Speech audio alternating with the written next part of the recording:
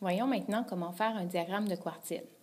Les quartiles sont des valeurs qui séparent une distribution de données en 4 parties qui contiennent le même nombre de données. Donc, on sépare notre distribution en 4 quarts. Les quarts, c'est chacun de nos paquets. Donc, nos quartiles, c'est nos séparateurs, alors que nos quarts, ce sont nos paquets. On va procéder de la même façon que lorsque nous séparions notre distribution pour la médiane. Donc, on va commencer par trouver notre médiane pour trouver le milieu de la distribution de façon à obtenir 2 paquets égaux. Puis, par la suite, nous allons reprendre chacun de nos paquets et nous allons les reséparer en 2 de façon à obtenir 4 paquets égaux. Donc, ici, nous avons une distribution placée en ordre croissant. On doit compter le nombre de données dans cette distribution-là pour savoir comment séparer là, notre paquet en 2. Ici, nous avons 14 données.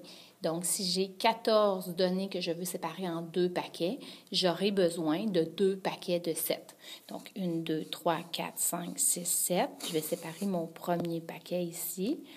Et mon deuxième paquet de 7 données sera de l'autre côté, ce qui fait que ici, j'ai ma médiane qui est entre le nombre 8 et le nombre 9, donc entre la 7e et la 8e position, j'ai une médiane de 8,5. Dans les exemples précédents, ce nombre-là s'appelait la médiane, mais dans les diagrammes de quartile, notre médiane s'appelle Q2, qui est notre notre séparateur là, dans notre diagramme de quartile. Donc, on a un séparateur qui est à 8,5, étant donné que c'est notre milieu de distribution. Ensuite, on va reprendre chacun des paquets et on va les reséparer en 2. Donc, dans mon premier paquet ici, qui contient 7 données. Si je veux séparer 7 données en 2 parties égales, je devrais séparer ces données-là en 2 paquets de 3.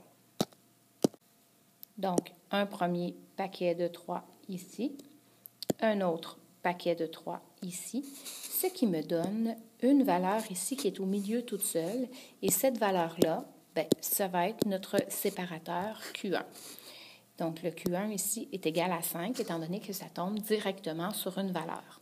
Donc, on a déjà trouvé notre Q1, notre Q2, il manque notre Q3, donc le troisième séparateur qui va nous permettre d'avoir nos 4 paquets égaux. Donc, allons voir maintenant dans le paquet de droite, qui est à droite de notre Q2. Donc, à droite du Q2, j'ai également 7 données. Donc, je vais procéder de la même façon. Je vais me faire 2 paquets de 3 données, ce qui va faire qu'au milieu, j'ai une valeur qui va être mon troisième séparateur, mon Q3, qui vaut 10. Donc, j'ai mes 3 séparateurs qui sont les quartiles. Les séparateurs, ce sont les quartiles. J'ai mes quarts, mes 4 quarts qui sont mes 4 paquets. Pour être capable de dessiner le diagramme de quartile sur une droite numérique, je dois tout d'abord aller placer le minimum, le Q1, le Q2 et le Q3 et le maximum sur ma droite numérique de façon à aller dessiner mon diagramme de quartile. Donc, j'ai gradué ma droite de façon à pouvoir placer mon minimum et mon maximum. Donc, je commence ici en plaçant une petite ligne verticale vis-à-vis de mon minimum, vis-à-vis de mon Q1, vis-à-vis de mon Q2 qui vaut 8,5. Donc là, j'essaie d'être le plus précis possible, mais c'est sûr qu'étant donné la graduation, là, le 8,5 est plus difficile à placer.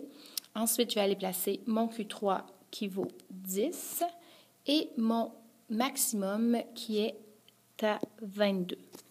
Donc, une fois que j'ai fait des traits verticales vis-à-vis de mon minimum, mon Q1, mon Q2 et mon Q3, je vais aller dessiner une boîte autour de mon Q1, Q2, Q3. Et pour ce qui est de relier le Q1, Q2, Q3 au minimum et au maximum, ça s'appelle des moustaches. Donc, on fait simplement un petit trait comme ça pour aller dessiner nos 2 moustaches. Donc, la boîte commence à Q1, se termine à Q3 et est séparée à quelque part à l'intérieur de la boîte par le Q2. Et nous avons les deux moustaches qui relient le minimum avec notre boîte et le maximum avec notre boîte. Nous avons donc notre diagramme de quartile. Ici, on remarque que notre distribution est séparée en 4 quarts. Donc, le premier quart étant la première moustache, le deuxième quart étant le début de ma boîte. Le deuxième quart est ici. Le troisième quart étant la deuxième partie de la boîte, donc cette section-ci. Et finalement, le quatrième quart est notre moustache de droite. Donc, on voit bien le diagramme de quartile ici. Ce qu'on remarque, c'est qu'il y a certains quarts qui sont plus écrasés et d'autres quarts qui sont plus dispersés.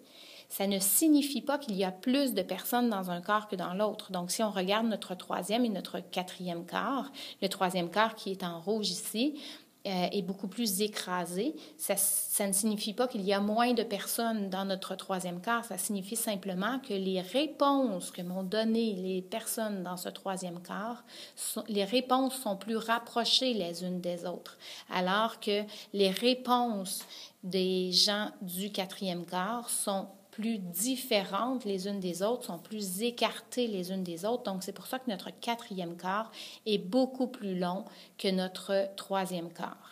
Mais ce qu'il faut être conscient, c'est que dans chacun des quarts, j'ai le même nombre de réponses, j'ai le même nombre de données.